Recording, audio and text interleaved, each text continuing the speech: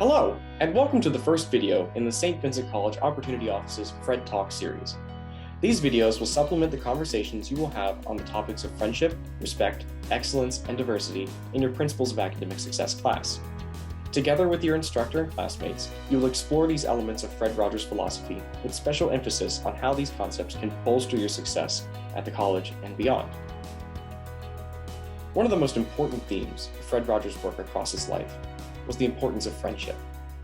Not only did Fred preach the virtues of friendship, but he made sure to exemplify them on his show and in his relationships off-screen. Friendship, though simple in practice, is a bit complicated conceptually. What makes someone a friend rather than an acquaintance or a colleague? What are the different kinds of friendship? This video will try to answer some of those questions by looking at the ways these questions have been approached with special emphasis on Fred Rogers himself. In Nicomachean Ethics, the Greek philosopher Aristotle broke friendship down into three kinds: friendship of utility, friendship of pleasure, and true friendship. Friendship of utility is a relationship based on what can be gained through the connection. A person who becomes friends with someone to achieve some goal and nothing more is participating in the friendship of utility. These relationships are common and are not inherently bad. After all, there are situations in which neither party is really interested in closeness with the other, but desires some end that would be impossible without them. Such relationships can be beneficial in the workplace or within a group when they do not become the sources of abuse, disconnection, or strife, but do benefit that group.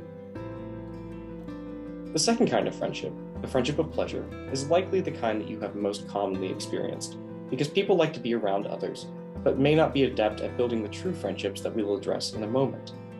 Friendships of this kind are based on the enjoyment one finds in the company of another.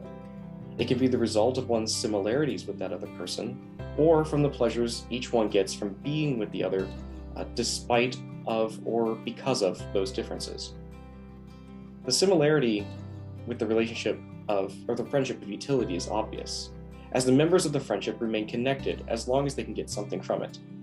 But is different from utility because the object gained is the pleasure from the relationship itself rather than some exterior goal like power or wealth.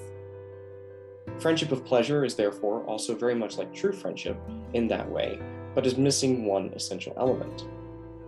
The characteristic of true friendship that sets it apart from the others is that it arises from the desire for the good of the other person, regardless of benefit or detriment to oneself. It is shared between virtuous people who, seeing the goodness in the other, wish only for the benefit of that other person. In addition to the virtue of each person, such friendship also requires constant maintenance and contact between these people.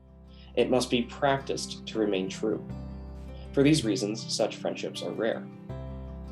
Now, Fred Rogers was certainly a proponent of true friendship, but since it would be impossible to maintain the closeness that Aristotle required for such friendship with everyone he came into contact with, Fred practiced a fourth kind of friendship that I will call charitable friendship. Fred was kind to all people and recognized the value each person has simply for being themselves. Not only that, but he made sure to tell people about their value.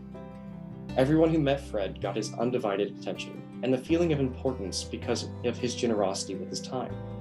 He listened to people. He helped anyone he could. He fought, in his soft-spoken way, for the welfare of the children he served on public television. He was a friend to all because he opened himself to the world, poured out his kindness, and expected nothing in return. Charitable friendship starts as a one-sided form of friendship, requiring nothing but the first individual's willingness to be kind, but is powerful enough to bring many people together in a shared community of kindness. This Fred-style friendship can be practiced every day with every person you meet, because it requires only your kindness, patience, and understanding.